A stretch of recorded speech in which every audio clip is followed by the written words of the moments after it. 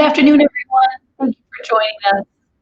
We are really excited about today's educational live webinar today on YouTube. My name is Susan Haise, and I am owner of the Institute of Beauty and Wellness in Milwaukee, Wisconsin, and the Aveda Institute in Madison. Today, we are hosting a fantastic hairdresser who's well known throughout the industry. His name is Gerard Scarpaci. Gerard started his career at Aveda Institute and has worked with a star-studded number of professionals throughout the industry. We are really excited to have him host our kickoff, our live educational series.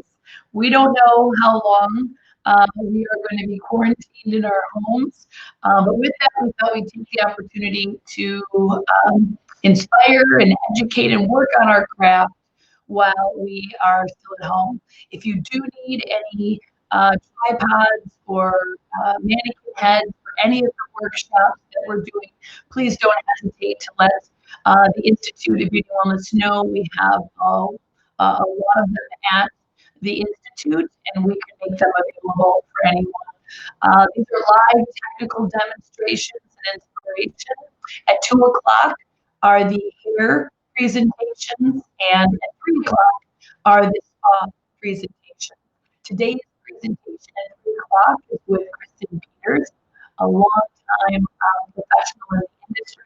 She'll be demonstrating sort of mapping out the brow area for waxing services and professionally wafting that brow area, and then also creating additional insight around microblading and the kind of additional training and what does it take to microblade the brow area.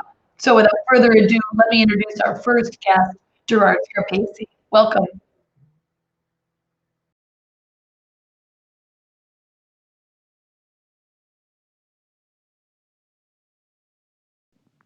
Hi guys, thank you for inviting me to share with you. I'm Gerard Scarpaci, co-founder of the Hairbrain Global Community, and thank you, Susan, for the introduction. I've been a hairdresser for over 30 years. I've never experienced anything quite like this, but I can tell you I've experienced lots of difficult times in my career, whether it be 9/11 or the Sandy Hurricane or a last big recession.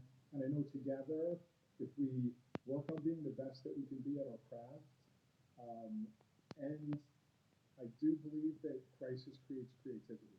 I want to totally tell you guys that. Even within our own business right now, and like what's happening for you guys, switching to this live remote learning, I think it could actually be a big step forward for hairdressers. We've been supporters of online education at Hairbrain for a very long time. We've done over 500 Facebook Lives. We've done a platform called hblive.me where we offer 4 to 5 hour online classes for hairdressers. And you guys want to write that down, hblive.me, because we're offering every week a free, these are normally paid courses, but during these challenging times, every week we'll be unlocking a course for free. And that's in addition to what you're doing in school right now. We've got 4 to 5 hour long hair cutting, color, and styling classes, hblive.me. So when we're done here, you can head over there and take a free course. We've got 1 haircutting course free and 6 styling courses. So we're supporting you every way we can. Okay.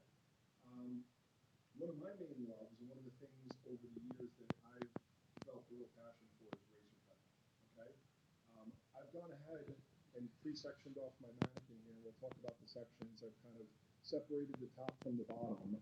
I've cut one side already in the interest of time and also for visual learners to show what I'm going to do on the other side. This is what's called a razor bob with razor texture. I'm going to now do that on the other side. And then the second portion of this haircut will work on the top, where we'll create a curtain fringe and very loose draping layers that fall on top of everything. All right, so let's get in here. Now you can see I've started to pre-section. This is a very simple technique. I'm going to basically just take classic bob sections, which I think you guys are all familiar with, just slightly diagonal forward. Okay, I'm going to comb this hair down. And I'm going to keep it a very, very low elevation. I'm going to let my hand slide below, and I'm going to get in with the heel of my blade and what we call a closed or short stroke. So short strokes allow me to make a perimeter or an outline that's not too shredded or piecey. Now, if I go back in and do a little bit of slicing, I can pinch that hair together and I can create a little more separation before we move on. I'm going to move up the head now, and I'm going to use both of those techniques. I'm going to use heel strokes to create the line, and I'm going to use slicing to create the invisible layers to get the same effect that we have here. Okay, I'm going to move in a little bit here. Okay, coming through. Fine teeth of the comb, slight over direction towards the center, and a real strong tension with the fingers. The up and down movement of the blade is called the stroke. And you see it's just like butter. Okay? Now look at the way I hold the razor. This is what many of you would think of like a barber razor. Now, in this case, I work with an unguarded razor. There are also guards that go over this. This is the Hairbrain Pro razor that I designed. If you need to use a guard for state reasons or whatever reason, there's a guard that goes over it. I work without a guard and I work relatively safely, but it's really up to everyone to figure out what works for them. If you look at the way I hold it, I just want you to think about the peace sign. You're going to hold it in the peace sign very deep, all the way in like so. You put your thumb on the side of the shaft, you push the tang towards the inside, and you pinch on the other side, and then you can have real control. Just like learning, as many of you guys have, how to control a shear or a scissor, you can control a razor. Now, you can also use the more standard razor. Just think about these two parts. They're exactly the same, right? It's just about getting them to move up and down. What I like is the handle here gives me way more control and fluidity. But razor cutting is razor cutting. You can use any type of razor. Section come through. Use the wide side of the comb to take nice clean sections. Always clip your hair away neatly so you can work in a clean way. Now I let this fall down, and I can look at what I did on the other side here. I put some pre-invisible layering in using the slicing technique. Coming in here, and I layer it first. So use the slicing technique to layer through the hair first. You can see how much that takes away. And I'm going about 50% of the way, halfway through the hair. Okay? Now I'm going to come back and cut my line, and I'm going to open my stroke a little bit larger than I did on my first section. And what that does is it starts to make a little bit of graduation on the edge of the haircut, textured graduation. Continuing through, you always want to make your strokes a little bit shorter or more closed behind the ear so that you don't lose the corner of your bob. Look at how pretty and soft that is right off the bat. Continuing to work my way up, about 1/2 inch wide, slightly angled sections. First, we do the slicing. That's like layering it first. So you look at the weight you took out from here, and I want to do the same thing here. Elevate it out just a little bit. Each time I do it for this particular cut, I'm going about halfway through. So here's my fingers, here's the baseline. I want to be halfway between the baseline and the root so that I get a nice layered look. So right now we're just working on a very modern razor bob. We're going to add layering to it and turn it into, I guess the buzzword is kind of like a French girl look. And you'll see what we mean here. Using great technique and creating something very modern, soft, pretty, and very wearable. So creating that nice textured bob through the bottom. Continuing up, I'm working with an Erica mannequin from Pivot Point. I know a lot of you guys are home working. With Hairbrains, we work very closely with Pivot Point. They're one of our brand sponsors for all the education that we do. And I do want to let you guys know that they're offering up to 25% off all educational tools on their site, pivotpointshop.com. And, you know, again, that's to really help people get mannequins, tripods, whatever you need. I'm sure some of you guys have them already from school, but if you need extra, I highly recommend checking it out and checking out their sale. Over directing slightly back, and always making the stroke shorter behind the ear. And again, you can see that very, very soft. I can do a little more tailoring by just pinching the hair and getting a little bit more separation if I feel like I need it.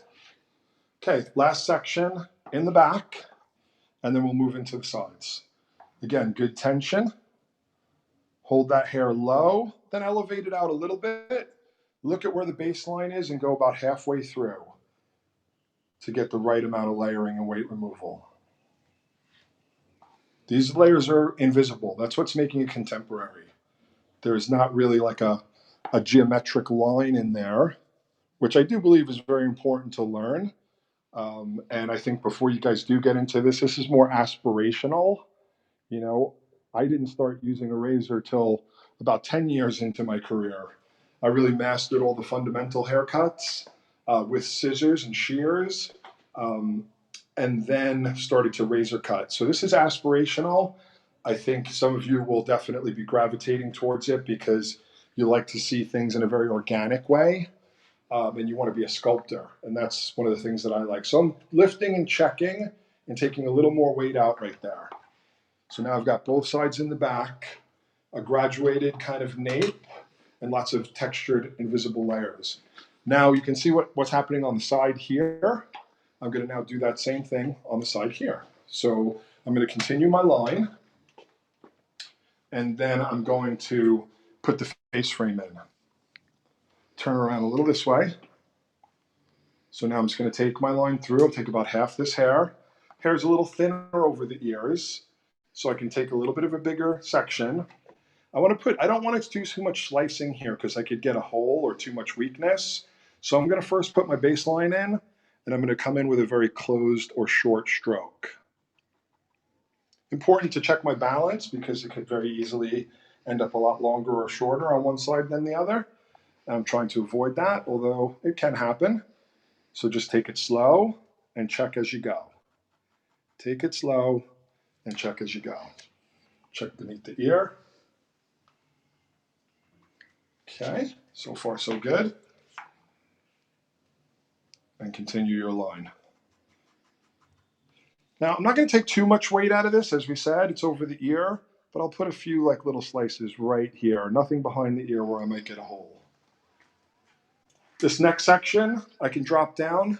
This guy I can take some weight out of. I'm going to elevate, make sure my outline drops away. And again, we're going to do that halfway weight removal using the slicing technique. It's like the blade just goes straight in like a key in a lock and makes these invisible, contemporary, soft ghost layers. Then I come back, I get right back onto my line. Since it's my second section, my stroke can be a little bit larger. That tapers it or adds a little more graduation. A little bit larger. But at the very front, I'll close it down so it doesn't get too thin or weak. Okay, at this stage, I've got my baseline in. I want to check length. Okay, so far so good. Now you can see on this side, I also kind of face framed it in preparation for blending to the top. So I want to do that now on this side.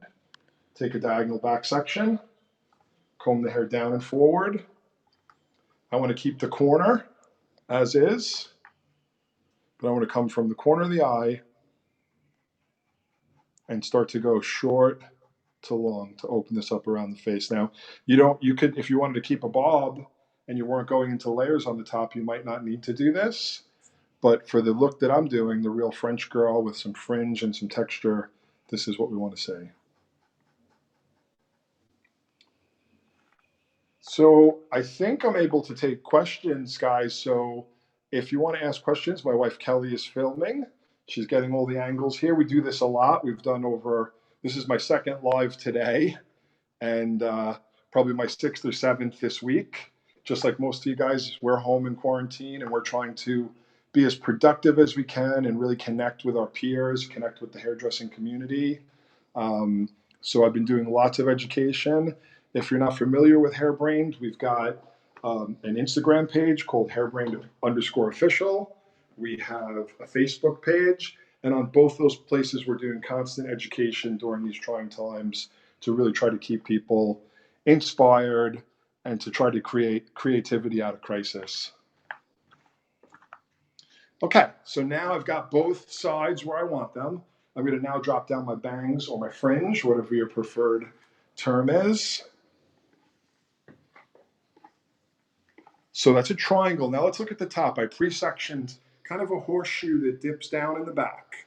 I've got a triangle for the fringe. a little kind of bow tie in the middle here, and a semicircle in the back. Now, all this is going to be much floatier and layered, and it's going to drape over the shape. But we're going to start off with our curtain bang. Gerard, we have a question coming in. How often do you change your razor blade? I am very particular. I like a sharp blade for every haircut.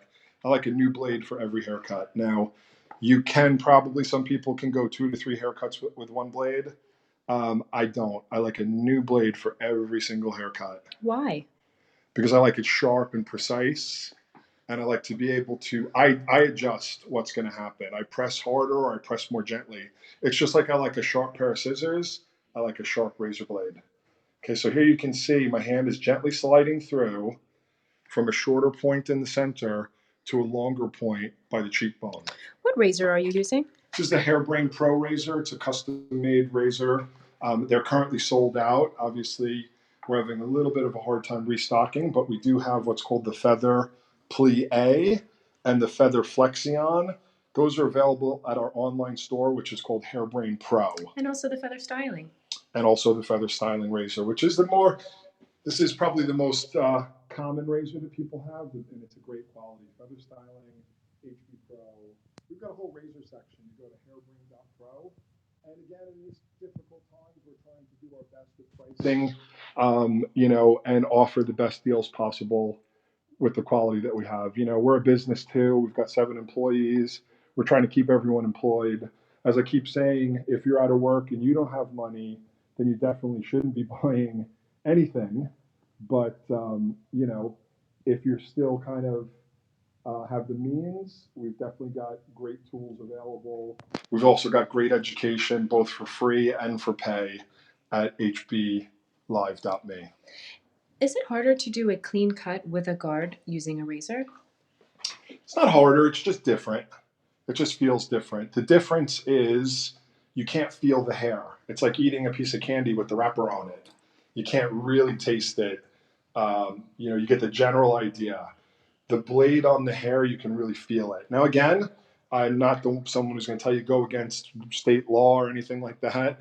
You have to find out what works for you. But I can guarantee you that you can be safe with the tool. It just takes practice. It's just as safe to me as a scissor once you really learn how to use it and hold it.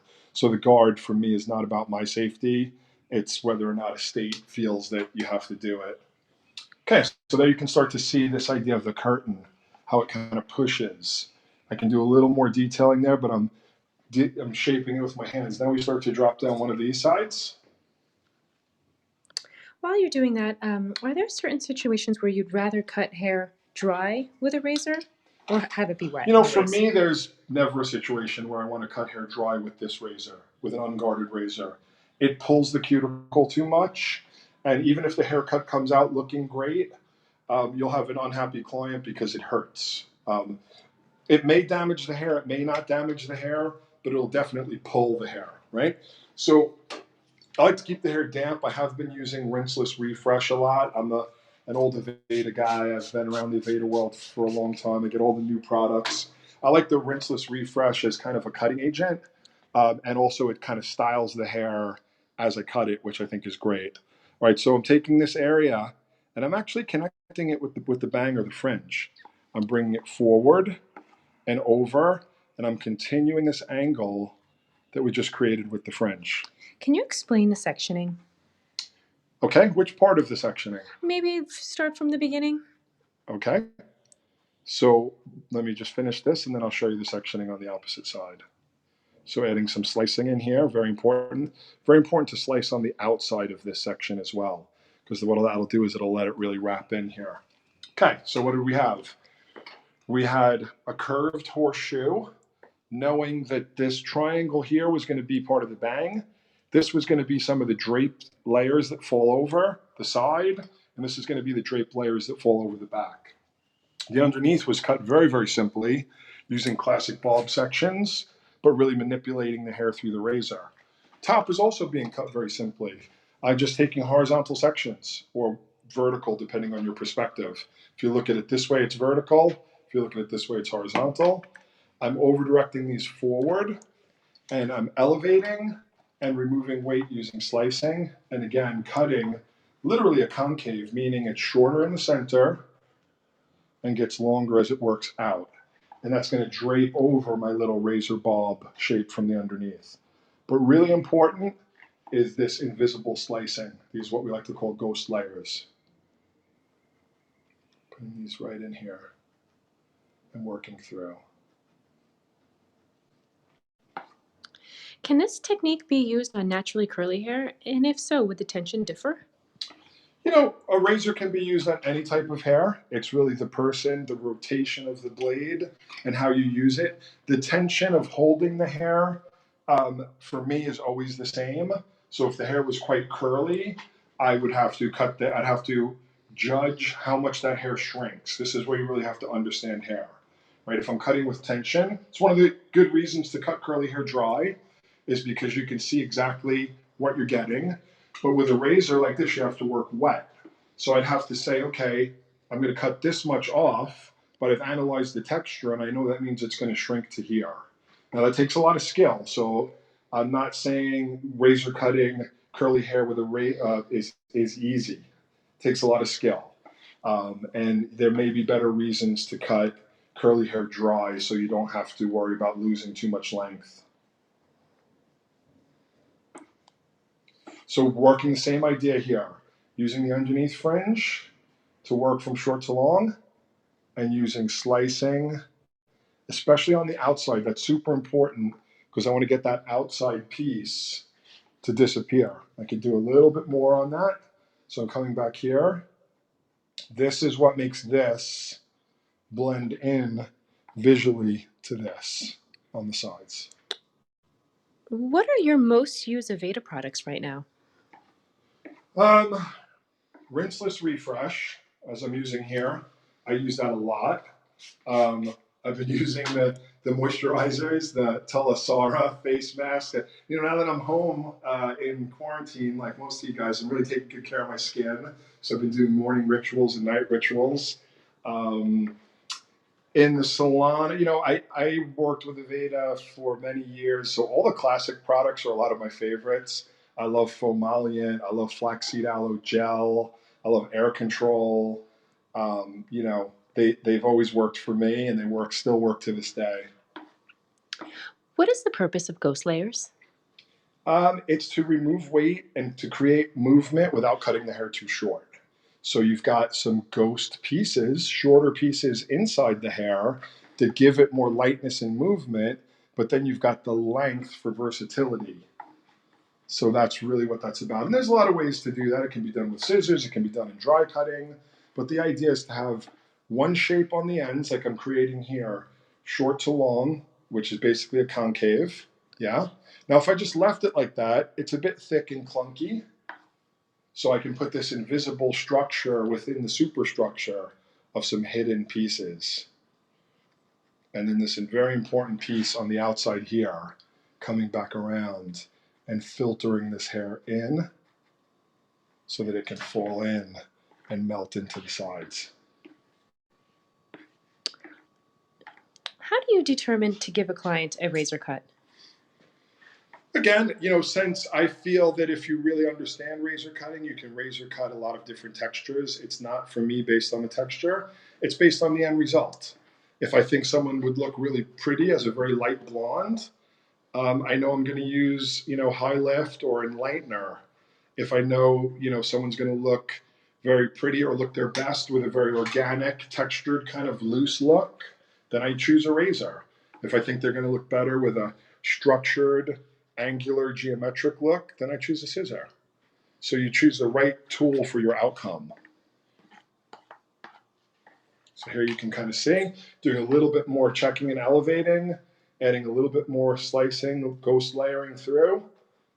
Try to do it in a very balanced way. Could you apply the ghost layer technique using scissor? Yeah, in a certain respect you can. You can use deep point cutting. I can show you a few things here. I do use scissors as well. So a similarity would be to come in and to work inside the hair like that, or to let it bend over your fingers and point in a little more deeply. So yes, it's every tool can be used in a lot of versatile ways. Okay, we're onto the crown here. And just to recap, the sections that you just took out, those were all pulled forward? Forward and upward. So everything in the fringe was held at natural fall to build the bang or the fringe, and then everything above it was elevated. And then I was just cross-checking. You'll see they get longer and longer as they go this way. And then when I pull them out, straight out from the head like this, they should feel concave, shorter at the top, longer at the bottom. Now I'm going to take that as my guide, and I'm going to pivot around to connect the crown. I love the questions, guys. Again, other than hair cutting, I'd like to say, for me personally, I know that this is a difficult time, but I keep talking about creativity during crisis. A lot of the incredible things that are being developed right now, the connectivity, the caring for the planet. I think maybe people will actually think, oh, you know what? Maybe we were right. Maybe everyone out there who's saying we need to stop over consuming, we need to stop raping our planet and start caring for it. I think people right now are having that realization. And also realizing that, we can live with less.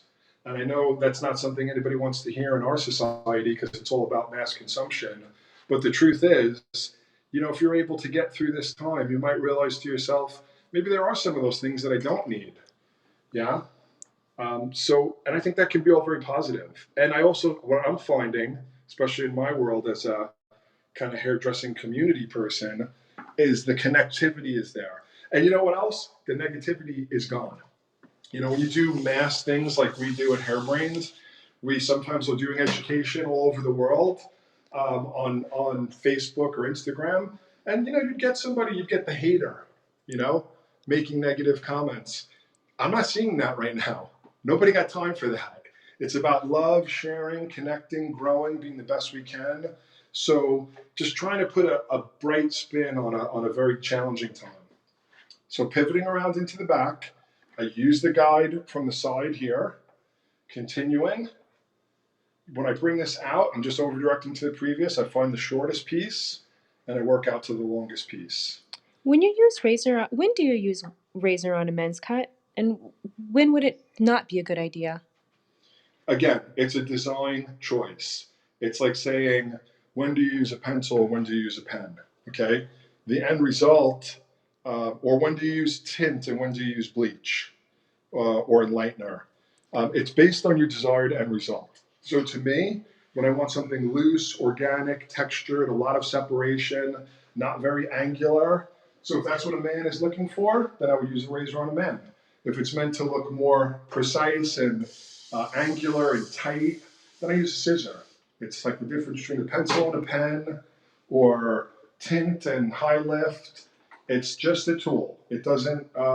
It just does certain things certain ways. Coming out now on this side. Again, looking for that guide from short to long, and slicing through. Some more of that invisible slicing there, and definitely a little on the underneath. My sections now are just pivoting around the crown, being over directed to the previous. I'm in that little half moon shape that was in the crown, coming from my shortest point out to my longest point, using the guide from the top and the front. Do you ever use a razor with a guard? I do, yes. Sometimes I'll be teaching a class and every single person in the class has a guard, and I'll show them how they can be done with a guard.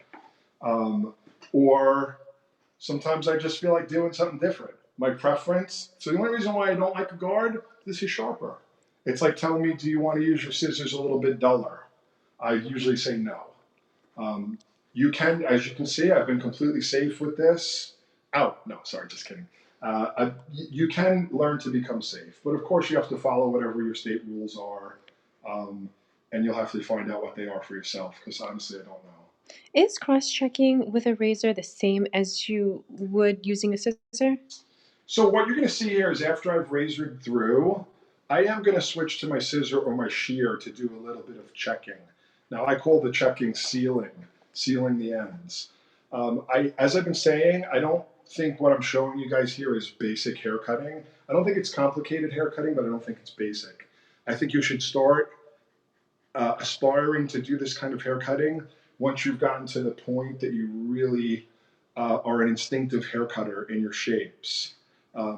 So if I needed to do a lot of cross-checking just to balance my haircut, which you will as you're learning, one side's too long, one side's too round, one side's too square.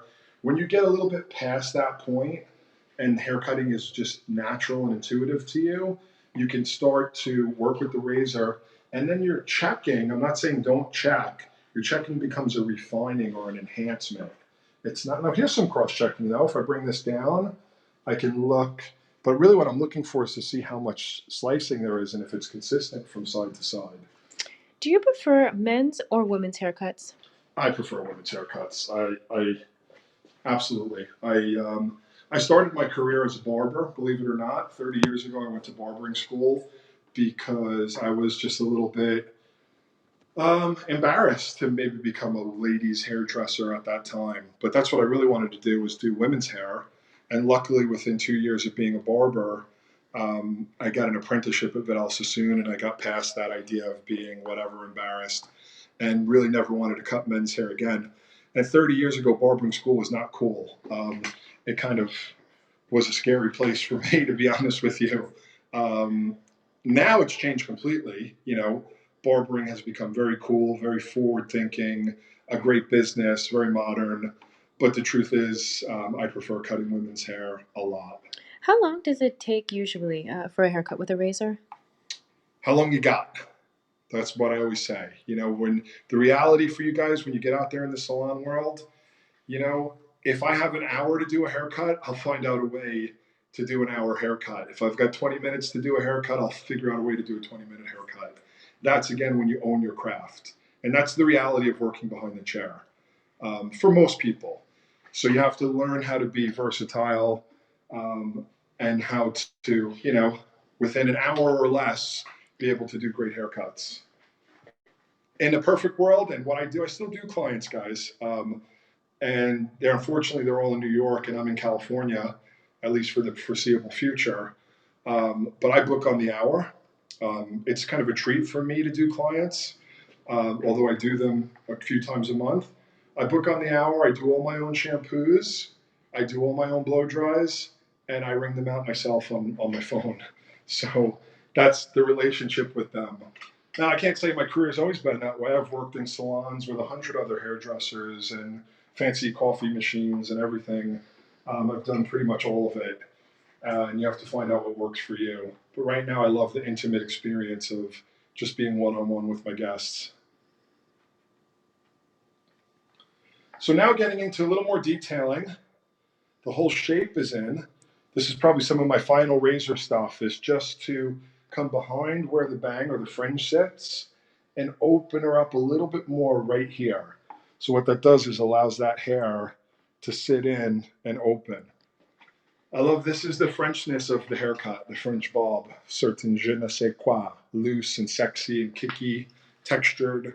That's why I chose a razor. How long did it take for you to feel confident in your craft? Still working on it every day. Working on it right now at this particular moment. You know, I felt like I understood fundamental haircutting in about 5 or 6 years. I became a teacher pretty seriously about 5 or 6 years into my career, and that helped me a lot because I really had to explain and understand what I was doing. But, you know, it's a craft that you have to constantly practice every single day. If I don't cut hair for a few weeks, I'm a little less confident. You know, it's like something that you have to constantly work on. You can't just memorize the recipes and think you're a great chef. You know, if you cook once a year, chances are, I don't care how many recipes you've memorized, you're not going to be a great chef. You got to keep doing it. You got to keep your hands in hair. So this is what I was talking about. This is the cross-checking. And it's more about making sure the ends aren't too thin or weak and that they're consistent.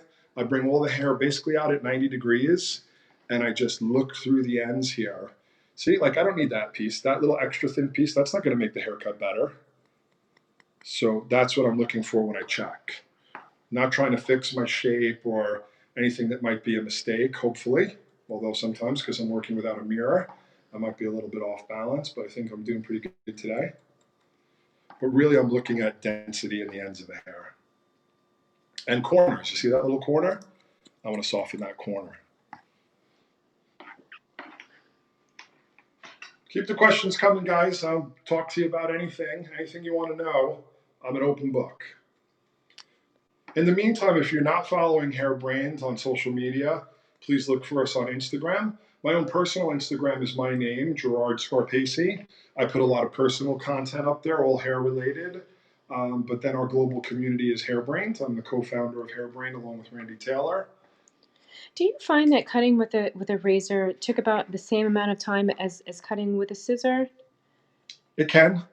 It really depends on the hair. It depends on what I'm going for, and how much time I have. Again, I've never been a fast hair cutter, and I don't really try to be. But I've also been in the salon on a Saturday with two people sitting there giving me dirty looks, and not really because my clients all love me, but I know that there are ways to go a little faster and ways to go a little slower, and you'll learn that. Well, it only comes with time. I can't give you any little trick of how to do it. How do you handle cowlicks with the razor cutting? Well, the first thing is don't cut them too short, no matter what kind of cutting you're doing, or cut them short enough that they don't matter. If you're doing a fade, a cowlick doesn't really matter. But the other thing is to be able to read and say, okay, I can't cut it any shorter than this, or I have to take it off completely. The other thing is that that ghost layering inside of a growth direction or a cowlick can really help make it more manageable because you're kind of taking some of the will out of the hair. How often do you use your scissor versus your razor? I use them on almost every haircut together, behind the chair with my clients. I mean, sometimes I'm teaching, like you can show these guys. I've done a series all week here. These ladies right here, those are all scissor cut. And those were all on Hairbrain's Instagram, and some of it's on our Facebook, and some of it's on my page. They're all like an hour-long lesson that I've taught this week. So unless there's a specific reason to just do scissor, I almost always combine the two together. I usually do a lot of the basic shape like I did here with the razor, and then I do some of the refining with the scissor like I'm doing now. Again, unless somebody wants something really blunt and they're very particular about having something angular, but I find that less and less common these days. People want movement, texture, and lightness. So there's my little French girl. Put on a little bit more refinish here, rinseless refresh, and we'll let this dry naturally so we don't have just the noise of the blow dryer. But basically, you can see that's the way I like hair to look anyway. This was shag that I did with the scissor yesterday, and same idea, putting in product and just letting it air dry. Here's a layered bob. We got all the girls here. Here's a layered bob using the scissor or the shear, again, letting it air dry. That's the texture that I try to encourage. I find 80 to 90% of people have movement and texture in their hair, and they come to me to help bring it out with a great haircut. So that's what I'm always trying to accomplish. With your French girl, where should the perimeter be? Well, the perimeter is the length, so it's the length that you want it to be. In this case, I went right to the base of the hairline. I'd say this technique would work to about shoulder length, and then it would start to feel a bit more like a shag, or what people are calling a shag these days. When you bring the length closer to the hairline, it looks more like a shaggy bob like you have here, and that's when you start to get the French girl feel. Do you prefer shorter cuts or longer cuts? I'm open to both. Here's a longer cut that I did. This is a long concave layer. What I do prefer is bringing out movement and texture in the hair and making hair look organic as opposed to robotic or mechanical. So length doesn't matter to me. It can be short and textured. It can be long and textured. That's what matters to me. Any tips on how to increase your followers? Well, you know what? That's a good segue. Let's sit down and talk about social media. So any last questions on hair cutting? Because we're going to have a little chat now. I've got a chair and everything. Any last questions on hair cutting? I don't see any coming in, but we'll be sure to let you know if they do. And in the meantime, how do you increase your followers? What are some tips? Don't worry about increasing your followers. Worry about creating content that has value to someone that you care about. So in your mind, think of someone. Like, what do I think of? I think of you, a passionate young hairdresser who wants to have an incredibly successful career, wants to learn as much as you possibly can, has respect for the masters they've gone before you, and then I try to create as many things that you would find as valuable, and then those people will gravitate towards you. What I don't about know like any tricks. what about in terms of using like specific hashtags? Doesn't matter to me. I never did it. We didn't really do it at Hairbrained.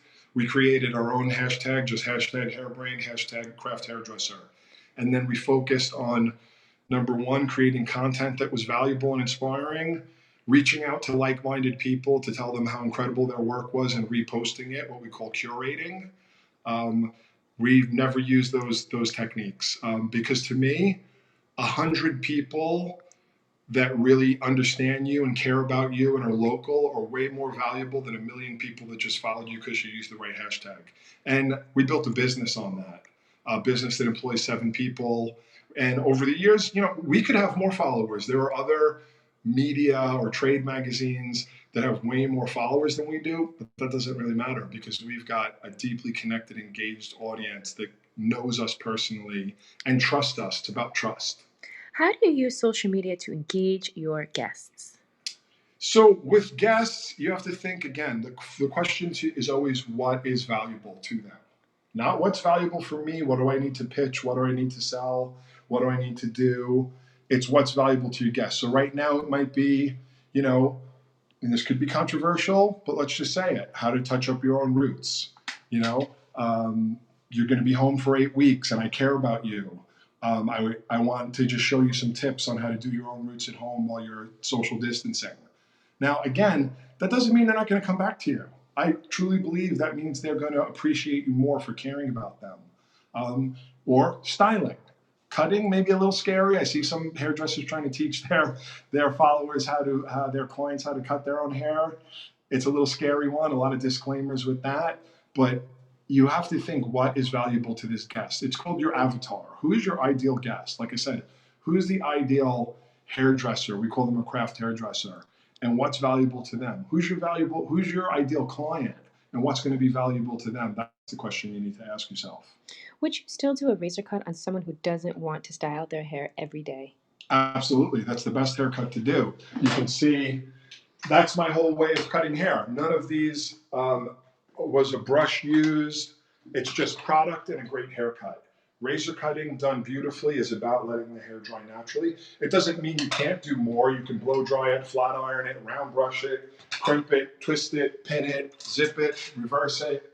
But great razor cutting to me is the most natural form of styling. So guys, the big message that I want to deliver to you is number one, this is a unique crisis, but it's still a crisis. We've been through them before. We've been through recessions. I'll tell you my own personal story. When I opened my first salon, it was in 2001, August of 2001, in Brooklyn, 6 miles away from the World Trade Center. Bustling area, door to door, 6 miles, 3 train stops. I thought this is going to be great. All the foot traffic, I'm going to be so busy here. Put a lot of money into making the salon beautiful. Did my opening party on August 11th, 2001. We all know what happened on September 11th, 2001. New York just dried up. There was nobody out there. People were fearful. I had to get creative. I still had to move forward. That was about the time where I started to think about, it was pre-social media, but I started thinking about email marketing, making sure I had a great website, and getting into the digital world. If it wasn't for that crisis, I know I wouldn't have the success that I have now through Hairbrained, because that made me go from just being a hairdresser to being a hairdresser who used computers, that's what we called them at the time, to then being super open to email marketing and then super open to social media. Do you encourage having a separate account for your professional profile? Yes, stuff on your business profile that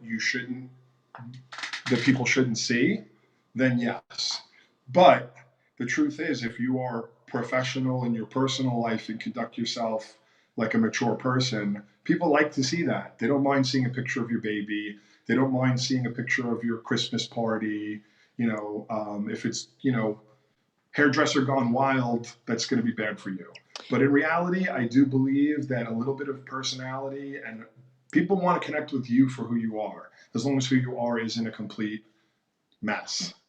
Do you have a schedule for consistent posting? The schedule we have at Hairbrained is going to be different than what anyone else has. We post every hour on the hour across multiple platforms for about 10 to 12 hours a day. That's because we're a global community for hairdressers. But whatever you can commit to, stick to. So if the only thing you can commit to right now is one piece of valuable content a week, you stick to it for as long as you can. If you can commit to 4 pieces, 5 pieces, one a day, one an hour, just like most things in life, it's about the 20-mile march, meaning you're committed to march 20 miles a day, whether it's rainy and you want to sleep in bed, or if it's a beautiful day and you're like, well, today I can do 40 and tomorrow I'll skip. That doesn't work. It's 20 miles every single day. And that's what social media is all about. How do you tell your clients about your social media? I'm going to give you a great example. Usually when people sit in your chair and you're having a consultation, especially new people that don't already know you or follow you, they're going to show you pictures on their phone. And if they don't, you should ask them to. And when they do, you should then take out your phone and you should go to your personal professional page that has a lot of great hair, and you should be able to then counter and say, oh, you mean like this? This is a look that I just did on my client Sandy. It's what I think would look great with what you're asking for. How do you like that? And while you're there, why don't you follow me? So the whole idea here is to take them away from their device onto your device, showing work that you've actually done. And when they see that work, 9 times out of 10, they're going to just say, oh, I should be following you. This is great. Or you can say, hey, why don't you follow me? And you can see all the great work that I do. What do you like to post the most? Haircuts, color, styling? Based on what gets the most. So Hairbrained is different. For Hairbrained, the things that get the most engagement and highest numbers are creative colors or things that make you think about your craft, videos, very important. Now for you, again, don't try to find a trick or a gimmick. Think, who's my ideal client? You only need 300 dedicated clients that would never dream of leaving you to be incredibly successful in this industry. You have those 300 people coming to you every 6, 8 weeks, doing multiple services, you're going to be incredibly successful. So you almost have to be picky because you don't want the wrong people. So you have to think, who is my ideal client and what is the message I want to send to them? How many times a week can I do it? What do I want to show them?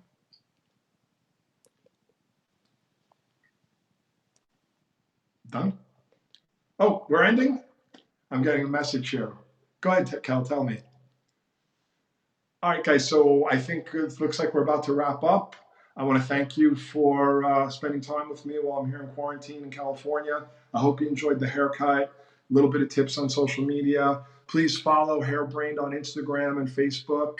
And if you want to check out some more education, go to hblive.me. Or if you're looking for tools, check out hairbrained.pro. Peace out, be safe, and shelter in place. And hopefully that'll get us through this in 14 or 15 days.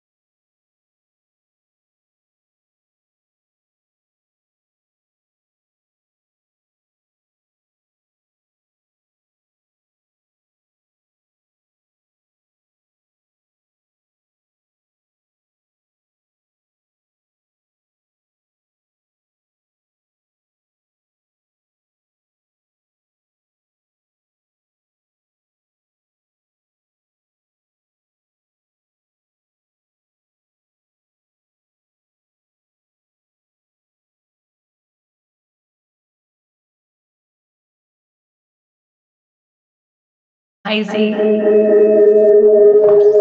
Sorry. Owner. Sorry, the here. I'm in the Institute of Beauty and Wellness. I'm thrilled to have everyone joining us on the Institute of Beauty and Wellness's YouTube page. We have we're starting today with our beauty care live educational video um, opportunity. So we're really excited. These are live professionals who have volunteered and dedicated their time in order to inspire and support the industry. Obviously, uh, most of us are not working around the country, at least in the state of Wisconsin, we are not. And so we are bringing you live webinars every day. There's a different guest speaker. This is the spa event, 3 p.m. Central Standard Time, Monday through Friday for the next 3 weeks.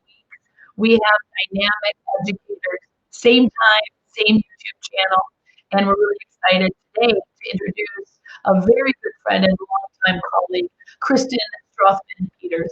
Kristen is going to be demonstrating microblading and consultation for the brow area for our aesthetics students and cosmetologist students, and for any professionals who are joining us on our YouTube page. Feel free to ask any questions that you have on the side of the screen as the live webinar is going on, and these webinars will be taped, recorded, and we'll continue to share them on our YouTube channel. Thank you again for joining us, and enjoy the following presentation. Thank you.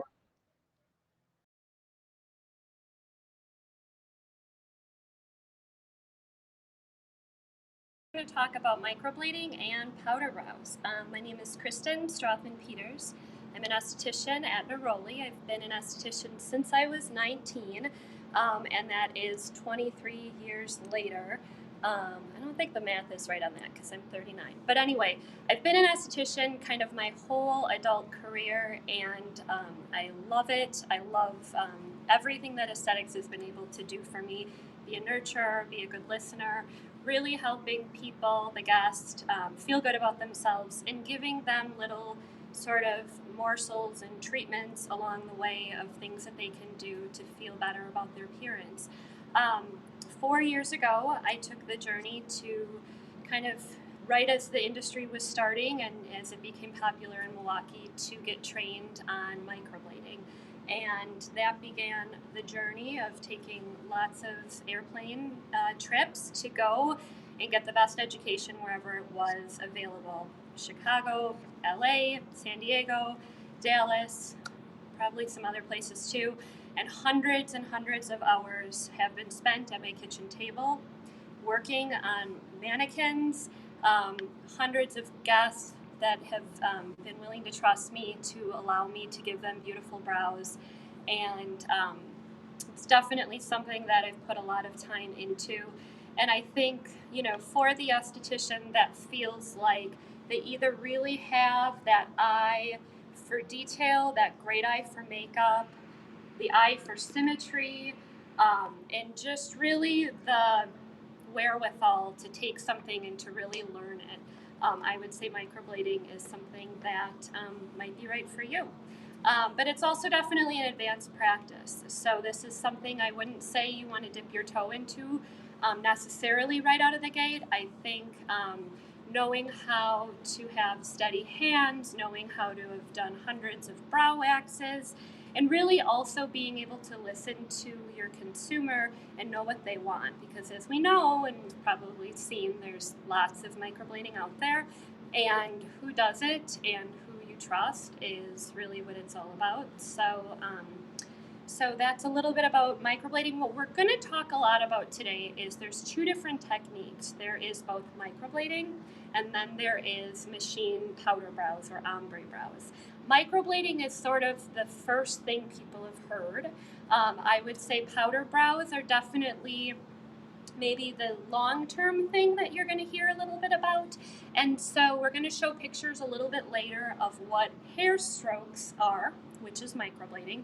We're going to also then talk and show you some pictures of powder brows, which is, basically a pixelated, looks like you have makeup on sort of look. So both of the looks are beautiful, wearable, can be customized to, the consumer, and both also are, utilized for, different demographics of skin types. So not everybody, probably say, 20% of your client base is suited for microblading, whereas 100% of your client base is suited to have powder brows. And so we can talk a little bit about that. And we have our lovely model here today, and her name's Petra.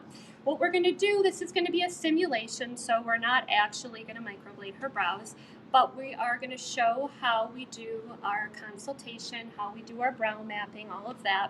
Then we're going to kind of walk you through the process. So without further ado, Petra and I talked a little bit before we got started, and I know she wants a natural brow. She's got blonde hair. I personally love a slightly darker brow, not too dark, but maybe a dark blonde, medium brown on somebody with blonde hair. I think it kind of makes them stand out a little bit. On the other hand, somebody that has black hair, I'm going to have to soften the look with not making, them have super, super dark brows. It might be a little bit softer and a little bit more of a dark brown. So as we get started, I'm going to put a little ruler on Petra's eyebrows, and this is going to help make our measurements all that more accurate. I certainly use my eye as well as math. And so this is kind of one of those treatments where you're using sort of both sides of your brain. You definitely need to use your creativity, but without some brass tacks of knowing where your measurements are, the treatment's very messy and you're going to get sort of lost. So with that said, I put the ruler in the middle of her brows. That's what I sort of call 0. I won't even keep this on when we do the treatment, but this is going to give me my markings.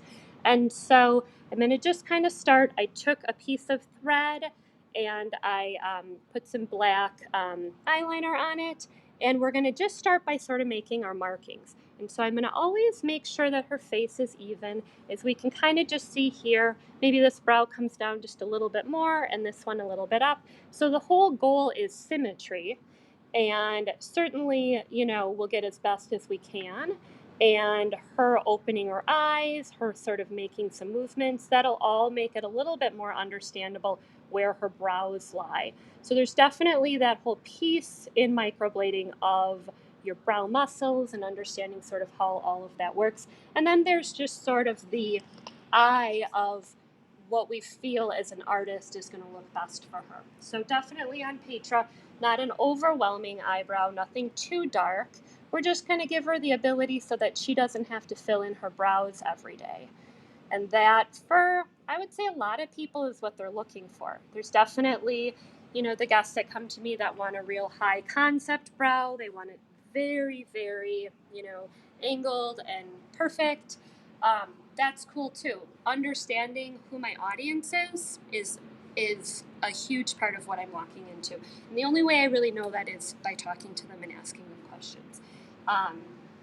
So just getting a few measurements here. These are all, I've gone through many tutorials of how to get your measurements. Ultimately, you sort of do what comes, what works for you.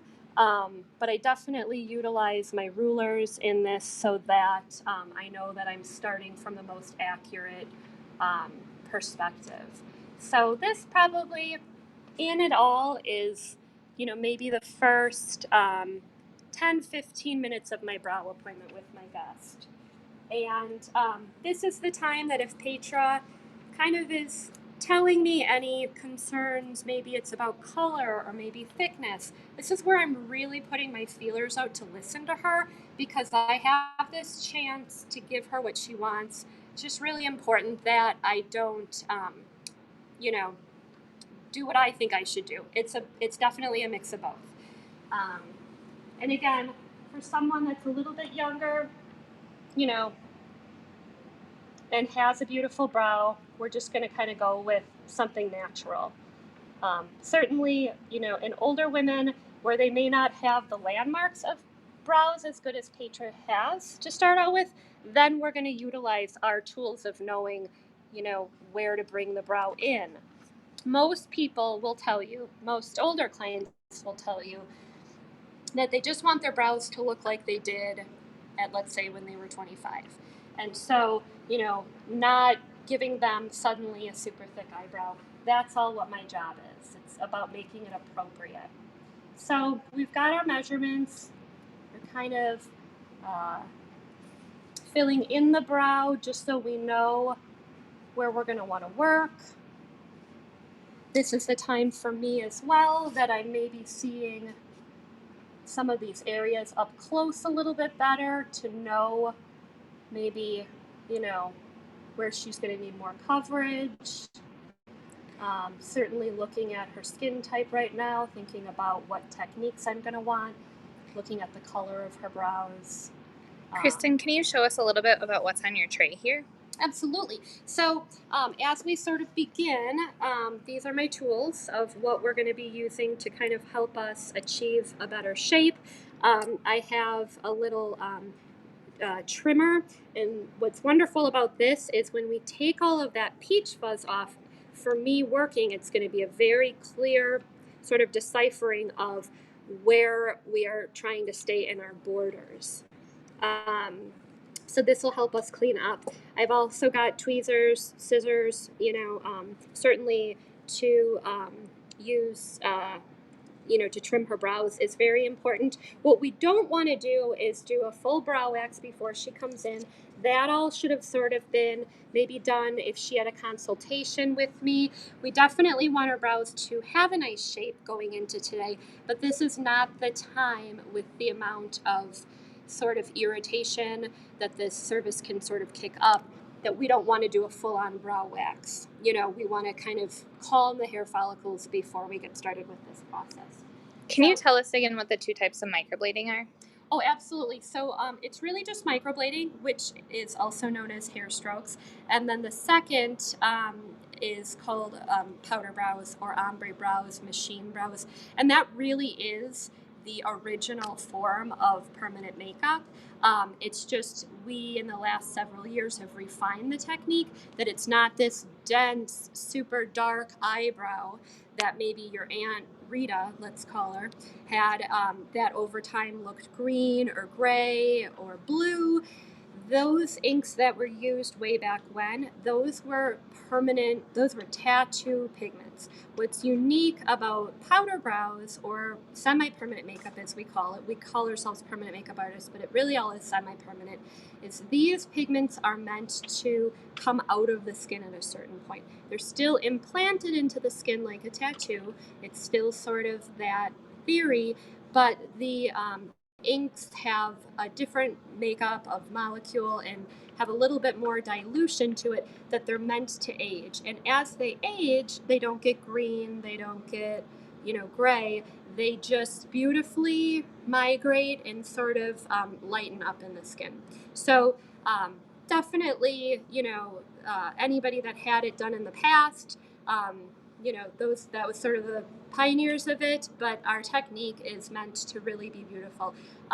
In an education that I had too, you know, we discussed that as much as we want microblading and powder brows to last forever, good, beautiful, semi-permanent makeup is meant to last a year and a half, maybe 2 years. Anything that we do to make it last that much longer is going to come at the cost of somebody's skin. So what we would be doing in those cases, unfortunately, is creating, you know, scar tissue to the skin. So is there anyone who cannot have microblading done? So really the absolute no is anybody that is prone to have keloid scarring. So a keloid is basically a scar that just kind of knows no bounds and reproduces a ton of extra scar tissue and collagen, and certainly from the mild invasiveness that we do with this, that would cause that kind of injury. Most medical, most of the time, anything that anybody comes to me with, we can sort of still work with it. Anybody that's maybe a diabetic has slower healing times, and certainly anybody that is undergoing chemotherapy or does not have a healthy immune system is somebody that cannot have microblading, at least at this time. And then, like, what you're doing right now, is this something that you would do when someone's laying down or sitting up like this? I like to do both.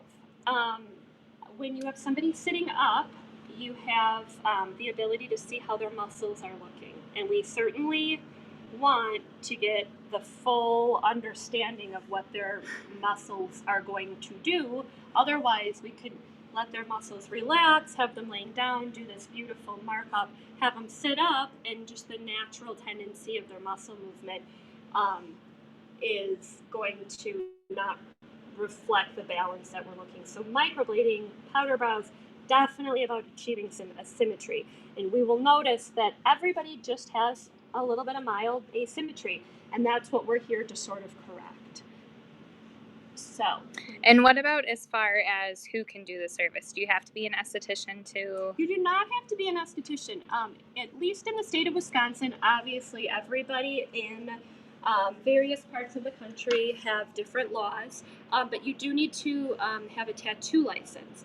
And so in the state of Wisconsin, you get a tattoo license that does not require really any apprenticeship either. In other states, it certainly does, but in the state of Wisconsin, it's mostly important that your insurance will cover you if you have gone to proper training. So it's not something that you necessarily go to a tattoo shop and have them apprentice you, which is how the tattoo industry trains people, but that you go to a quality, source of education to get your, understanding. And then to anybody that is interested in offering this, you definitely do not want to touch people until you know that, you're not taking a risk, that you're not going to give them something that, they're going to have removed. So, models are real people too, and so you practice on latex, and you can buy that off of Amazon, and I still practice on latex. So my goal is to try to practice about an hour a day. And in the last 4 years, it's amazing how my fine motor movements have really come together by really understanding how to tighten up my hand movements. So getting back to our model, Petra, we've kind of filled in her brows as to what we think they're going to look like. Certainly, I think she's going to need, just for the sake of our audience seeing it, a little bit of just a little bit of cleanup so that we can show exactly what we're willing to do in our work. I know any estheticians that may be looking maybe horrified with, trimming the brows, but it's really something when you're doing permanent makeup you need to do. Again, this wouldn't be the time to do a brow wax. This is really the time to save, save it all for when we start the procedure. We really want to kind of not irritate your skin. Kristen, from your experience, about how long did it take you to get certified and how much did it cost? I would say it's been at least $10,000. I've had a lot of different trainings. Each time you want to learn a technique, you're looking at having some additional training. So most trainers are about $3,000 every 2 days. And that is where you also get to work with a live model. And there's a lot out there. There's for any of us in the beauty industry, there's a lot of YouTube training. There's a lot of great Instagram training. So a lot of it is just sharpening your eye to how to create gorgeous brows and to just be really willing to practice on them. Okay, so almost got her shape down. And we're just going to want to make sure I can see some areas that we're going to need to sort of tweeze. Definitely, we are going to need to tweeze up this brow a little bit to make it look more like this. And probably for the sake of today, I don't know if I'm going to just do all of this completely. I'll try to do my best to even out her brows. Did you have to get your tattoo license before your class? Generally, when you go to a class, you're sort of in their jurisdiction of their state. So you just need to get your bloodborne pathogen certification in order to work for Neroli. And in order for Neroli to be compliant, we needed to have our tattoo establishing license. And from an insurance perspective, we needed to make sure that before anybody insured us, they knew that I had proper education. Sure. And then how often does a guest have to come back or get any retouches done? So this is a 2-step procedure. This is definitely something that you have the first treatment done, and then you come back. It's 6 weeks for your touch-up. And as an artist, at that point, I'm sort of reading the skin. I'm seeing how this took, you know, what were the considerations in our aftercare. You know, did the guest not pick at the brows? Did this work for their skin type if their skin type was very oily? You know, so their aftercare is very important, and in that we ask that you do not sweat, that you do not work out for a week, you cannot shower. You basically, while the skin is healing, and it's definitely where it's a little bit more impressionable for the first week, your aftercare and cleaning the brows with what I give you to use at home, cleaning and using Aquaphor are very important. There's definitely a lecture that I give my guests that, you know, as much as you'd like to pick at your brows or as much as the skin is going to start to sort of flake, you really have to protect your investment. And I think most people are fairly willing to do that, but sometimes there's a little bit of a learning curve. So the first and the second treatment, you know, the first treatment happens, then in 6 weeks they have their second treatment, and then after that, I would say each healing time is about 7 days to 2 weeks, and then as the brows are healing, and we're creating new skin, the brows are going to look not as vibrant. They're definitely going to look, you know, not as dark as they want.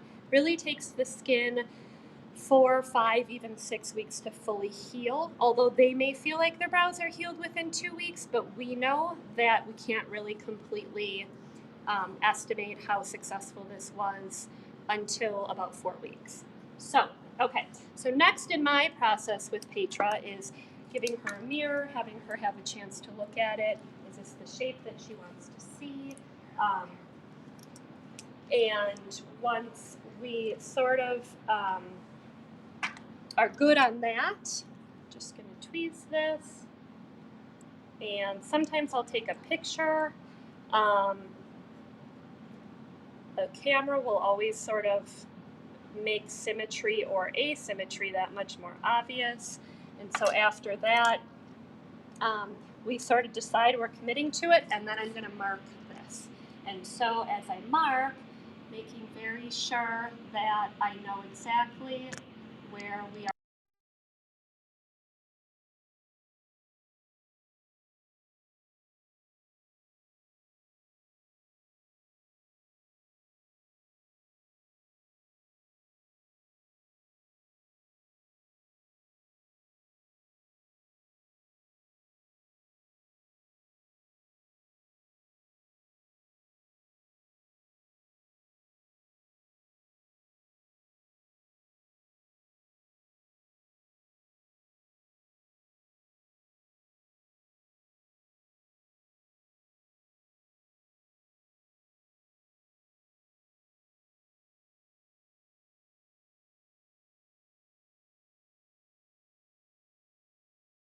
2, 1.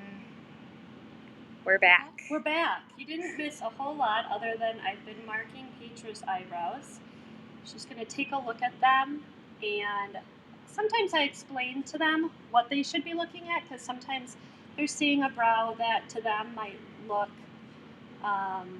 you know, I think they have to just understand that I'm looking at what's within and not making the brow go too far beyond. And then this is an opportunity where she'll be able to look at it. And so this is what we're sort of looking at. So we're going to have to bring this brow up just a little bit, which I did a little bit by tweezing. And we're going to bring this brow down a little bit. So at home, you'll have to just be good about tweezing this area or when you get your brows waxed, so that that sort of bridges the gap with the symmetry. How does this shape look to you? Is this Good. Yeah? And what about color? Do you feel like this color's too dark, or is it about the right color? Good. Yeah, I definitely think now we'll kind of, at this point when we sort of call it that this is the shape that we're working off, we're going to numb her brows. The numbing stays on for about 15 minutes. Definitely takes the edge off. We have 2 ways we can numb. One's this, and then we have secondary numbing, which are little drops that work instantly. And so most of the time people are pretty comfortable.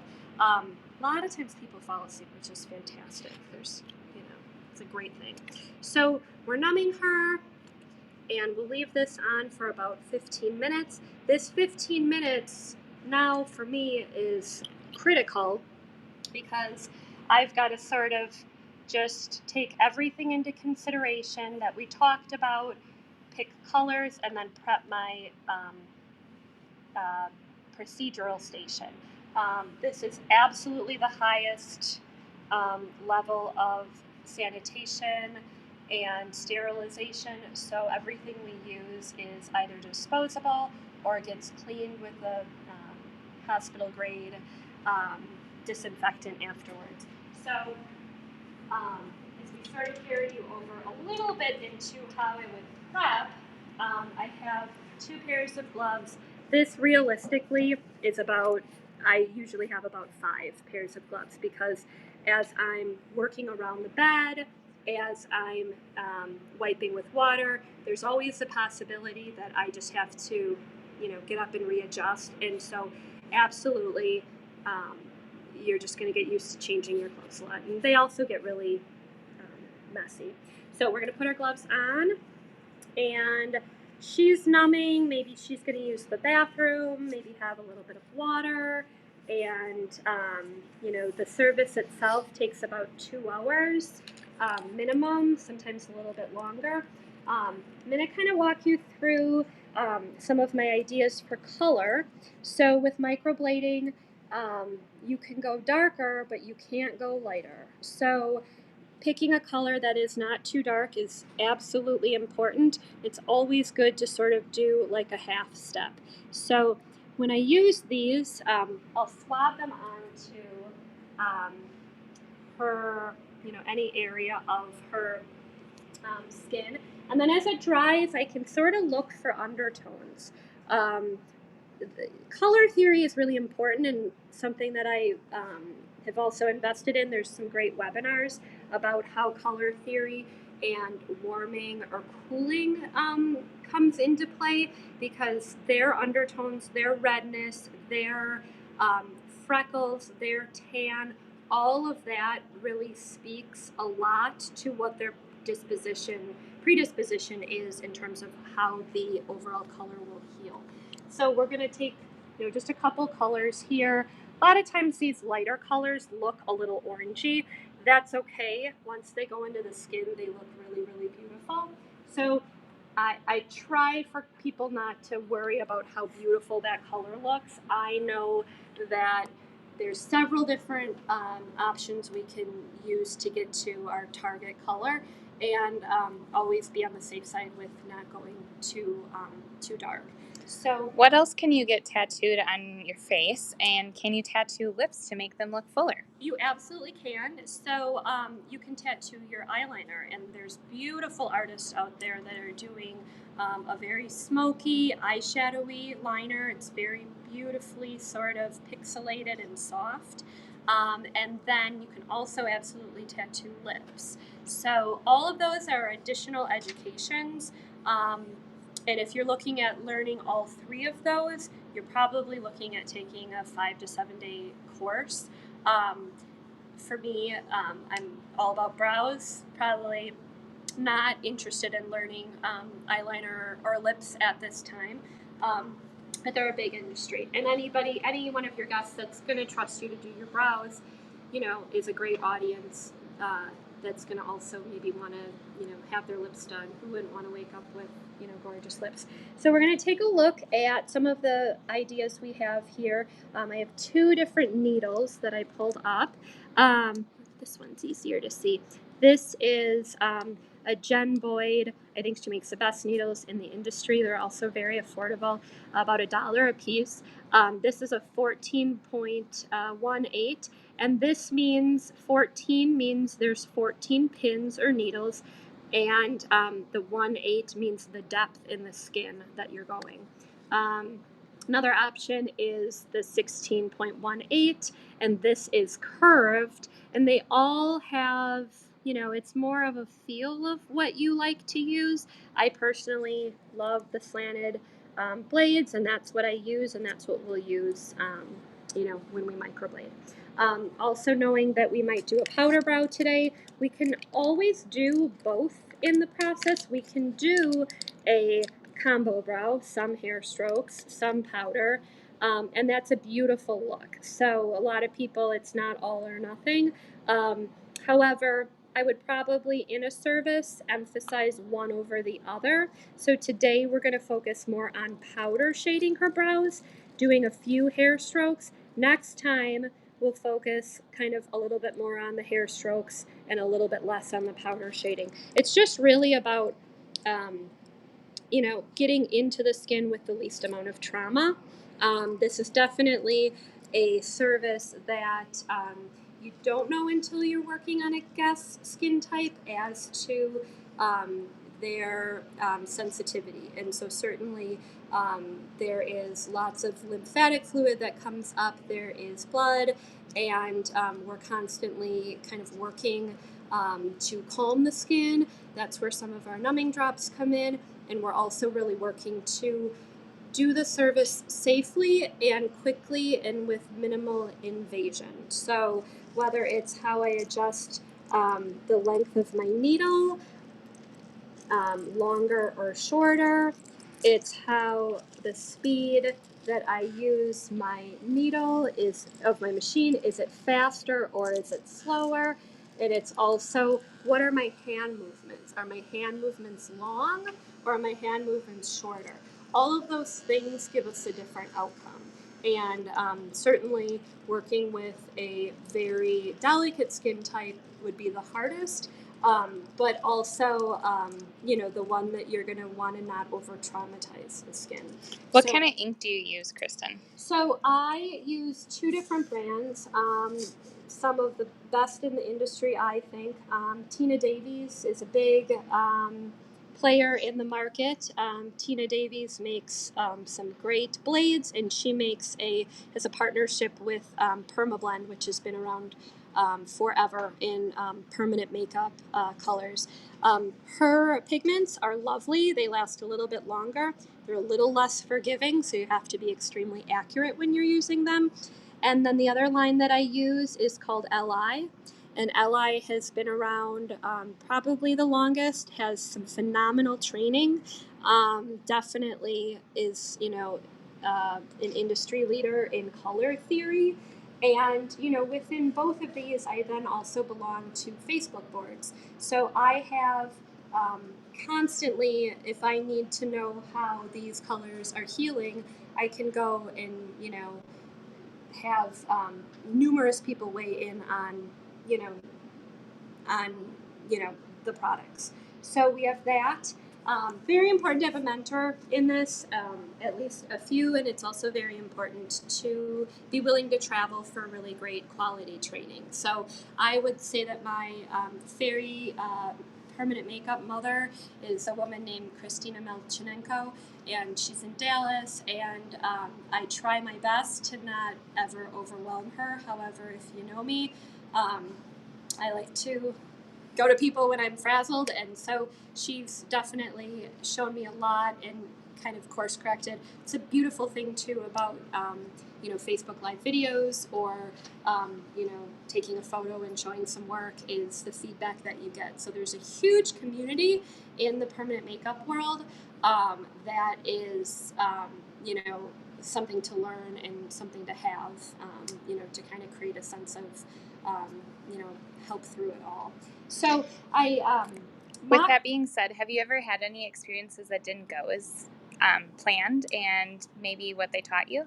Well, I think I'm always learning, and oddly enough, any of the brows that I've ever felt not so secure about, I've always been able to make them beautiful in the end. And I would say about 90% of my guests that I've ever done their brows 4 years ago have come back to me for their yearly touch-ups, and that is just absolutely the best compliment that there possibly is. And my commitment to them is just that I'm always seeking education and I'm always improving.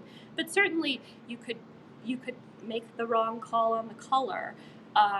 Did you put too much modifier in it, which is like, to cancel out the gray, and being that it's a two-step process is kind of a beautiful thing because you have this opportunity to sort of adjust things. So it's not completely forgiving, but if you're light-handed, which I suggest, you have a little bit of wiggle room, and and do I ever not feel 100% about it? Like all the time, yeah. And I just come home and I try to be good to myself, and I try to, not to obsess. But when you're doing something that has this kind of impact, you owe it to your consumer to be really confident.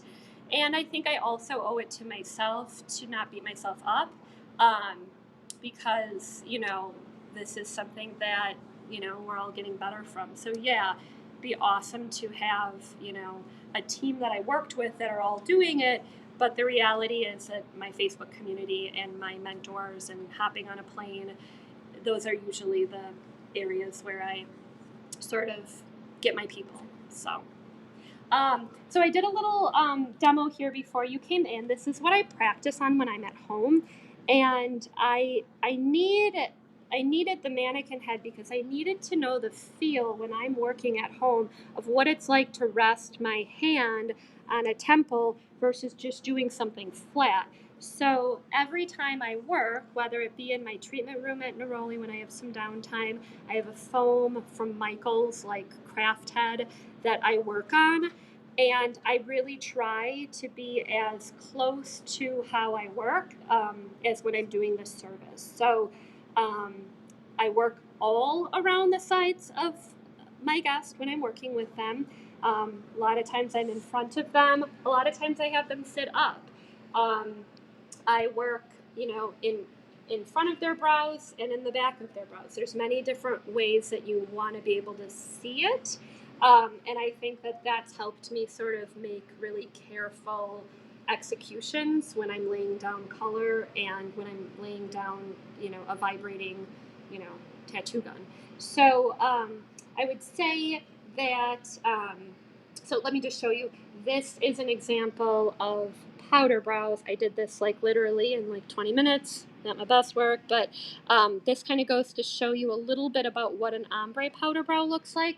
So, a clear, nice, distinct outline. All of this depends on, the achieved goal. If they want something that's a little bit more natural, we go for a little bit more pixelation. If they want something that's really, like I call high concept, like Kardashian brows, we're going to, have the machine going really, really fast so we get really saturated pixels. So whenever I do any of this, I'll start with my own little mock-up of making the brow, and then I sort of am tracing my lines. I start with my outline, and then I would say if you're doing about 4 sets of these a day, you're definitely practicing, and you definitely need to practice. It's not something that you just show up and do. Otherwise, you're not learning, and it's just, you don't want to learn on your guess, because you will have so many different scenarios, and you just want to be, I think in anything, you want your muscles to do the work for you, so that when you go and you're sitting with your guest and they have asymmetry or extreme sensitive skin, or maybe they're very nervous, you have your body and your muscles and your instincts ready to go, so that this is just kind of, in a way, playtime. It's usually, I'm kind of nervous when I'm about to work, and then the second I have my machine ready, my mask on, um, and I've chugged a gallon of water, and I'm sitting down and everything, that's usually when my artistry shows up, and that's when my nerves sort of go away. And I got to that point after, hundreds of doing this at home. So you don't just necessarily show up and knock it right out. So, and then just to kind of take you back to this, this is the difference between a powder brow. This is all machine shading, and this is what hair strokes look like. So certainly we could do a combination of both. In that instance, if we started with hair strokes, we would probably just weave a little color into the ends and sort of into the middle to make it look a little bit more, cohesive. So somebody that's a good candidate for hair strokes is definitely going to be your younger audience, those that have not oily skin, not a lot of sensitivity, free of hyperpigmentation, certainly not somebody with rosacea. So I guess when we think about who's the perfect category of who has perfect skin, it's kind of like that 20% of your audience. Certainly if you really want hair strokes, and I agree that it's safe for you to have them and that they're going to heal nicely, if you have oilier skin, they're going to fade quicker. Your body just sort of metabolizes them quicker, and they're going to fuzz out. So they're not going to be super crisp. As they fade, they're going to sort of blur. And ultimately, hair stroke brows on an oily skin type is going to ultimately sort of migrate or turn to a powder brow. It's not the worst thing. It's what we did 3-4 years ago.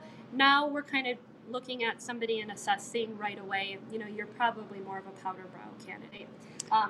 Definitely a combo brow, though, is a beautiful option of both. If someone wanted to get this done before a wedding or a photo shoot, how far in advance should they come in for an appointment? So if you're getting married, I would want to see you 4 months before. Maybe we could do 3 months, but you're definitely going to have to kind of come out of a total of, let's say 2.5 months of healing. So you have your first appointment at 6 weeks, you come back later, and after 6 weeks you have your touch-up done. And after your second touch-up, it's still going to take about 4 weeks to get to your ideal, conclusion where the color is going to completely heal. So I would say 2.5 months minimum, 3 or 4 months. I wouldn't make somebody's brows darker so that they faded lighter. You want to just kind of get the color right from the get-go. But it's definitely something that you need to plan for a little bit. There's a lot of guests that I've had too that are just extremely active in the summer. They can't not exercise. They sweat. They're swimmers. Those people are better off to come and see me in the wintertime. So you have to have, it's a real give and take, So, you have to be willing to commit to not sweating, exercising, swimming, at least for that first, 2 weeks. And if you can do that, then you're a good candidate. So it's definitely something that you don't necessarily need downtime, but you're going to have a little bit of in-between time. Certainly don't need to take off work for it, but you want to give yourself a little bit of a breather. So I wouldn't do this with the hopes to, if you're looking for something a little bit less committal, maybe get your brows colored or tinted, and that's a good step for people that maybe want to take the plunge. But the guests that are coming to me because maybe they have filled their brows in for several years and they just don't think they do a good job. Maybe the shape of their brows is just not really suited for, it's not really making them look younger or, in trend. So I think the consumer that's coming to me is definitely looking to be able to put their makeup pencil down and to have brows that are just ready to go every day. And, so definitely a little bit of a time commitment, but it's a great investment. Can men have it done? Yeah, certainly. I've done men's brows, and I really take my time in the way that I plan at home for giving really good sort of masculine hair patterns. So for a man's not necessarily looking for brows that are going to have a whole lot of shape to them and sort of overly chiseled. Men are going to look for more, that they're a little bit more dense. And it's not necessarily about the arch, and most men's brows aren't that long. So it's, it's a fun challenge. It's definitely about making it look kind of where they're undone, but they're really there. Certainly men aren't probably going to be filling them in with makeup after. So it's my opportunity and my real goal to give them to give them the coverage that they need. Typically, I don't do a powder brow on a man, just because that maybe has a little bit more of a makeup outcome. And so hair strokes are sometimes the way to go, as long as, their skin type can, withstand that as well. And then what about doing a facial before a microblading session? So you would not want to have a facial the day of microblading. You wouldn't want to have a BBL. You wouldn't want to have Botox. There's certain things that we just need to let our skin sort of rest and not excite our skin and not work it up. So typically we say Botox is 2 to 4 weeks prior. Sometimes we use Botox to correct before they come in of symmetry. A lot of people, if we were looking to pull this brow up, Botox will do a beautiful job of that versus me making their brow so thick that it matches up with the other side. But certainly it's not an essential. Anybody that's looking to have Botox, I usually send them to have Botox before they come to see me versus after they come to see me. And those kinds of med-spa services are definitely things you want to do a good 3 to 4 weeks after. Any other questions? I don't see any more coming in at this time. Okay. Well, if you want to follow me on Instagram, I would so appreciate it. I also have a couple pictures that I thought we could show real quick. So our lovely Jamie, who's helping us with our photos, is going to put up a link of the 3 pictures. And these are all images of guests after the service is over. And if you'll see those first 3 pictures, those are all powder brows. Those all are, you can look on my Instagram page, Brows by Kristen, Kristen, and you'll be able to see a ton of work. I post a lot of my work, and a lot of guests come in knowing exactly what shape that they want.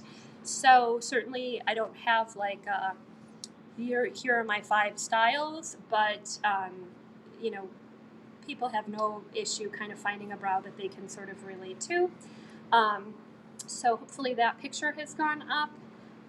Yeah? Yeah, she's scrolling through your Instagram. So. Okay, cool. And then she's also going to post a picture or 2 of 2 guests that I just did, just hair strokes or microblading. So those are going to kind of show you that effect and sort of the artistic nature of those hair strokes that look natural.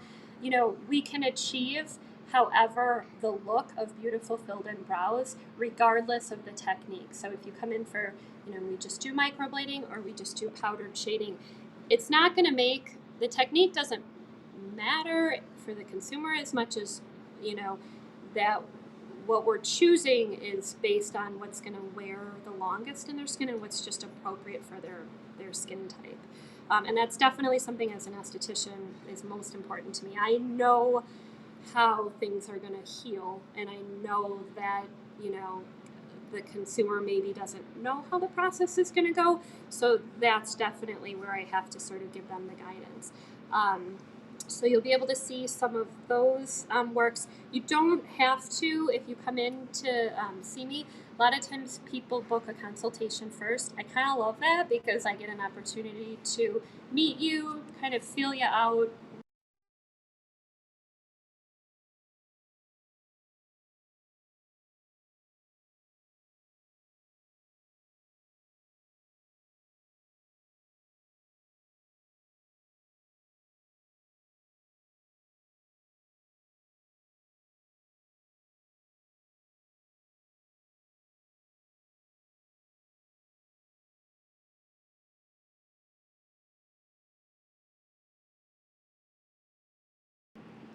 Okay. What was I saying? Oh, darn. So if you come in and you have a consultation with me, it's a great preparedness for you to understand of like a little bit about what the process is going to be like. We talk about aftercare. We take pictures. We fill in your brows. I'll, shape them a little bit, and then we sort of book your appointment. I think it's great for the relationship to build that way, so that guest can leave knowing like, yes, this is who I feel comfortable with. And I definitely feel like, when they meet me and see my work and we talk about it and we sort of get their fears out of the way, it gets them a little bit more excited for it. You don't need to know what you want that day, in terms of what technique. That's really all, sort of what I know. So I think, just book your appointment and, just be open to my artistry and suggestions, but just also know that it's so much about, making you feel really good about yourself. And I think, when we look into the little tips and tricks as women in the beauty world that we can do that sort of give us the best outcome, I think microblading is really one of them. It's very subtle, it's very natural, and it's really going to be youthful for you. It's really going to make you feel like, for a wedding that you look a little bit younger or that you need less makeup. And I don't think when done right, and I think this is where picking your artist is really important, I don't think it looks really obvious. It should look very natural. And I think if it doesn't, as it ages, it's going to look bad. And I think the next wave in us as professionals is removing not great work. And, we certainly want to get it right from the start. And so, offering natural results, good color choices, good shape, and giving them that education of what we think looks best and age appropriate, all of that is, of absolute top concern. So, nobody has to worry that they're going to come out with super thick eyebrows, when they've never had any eyebrows before. I'm not about that. It's going to be obvious, and you're not going to feel good. You're going to feel self-conscious. That's exactly what we're trying to prevent. So, good. Well, if there's not any other questions, I thank you so much for your time. I hope you learned a little bit. Certainly, if you have any other questions, I hear ya. There's a lot to it. There's a lot more nitty-gritty about, what actually happens during the service. I try to post lots of pictures. I'll start to be posting a little bit more videos of actually doing the service so that people can kind of see a little bit of those, in the process shots. But again, it's been a pleasure talking to you. My name's Kristen. A lot of years as an esthetician, loving it, lots of years ahead, and follow me on Instagram, #BrowsByKristen.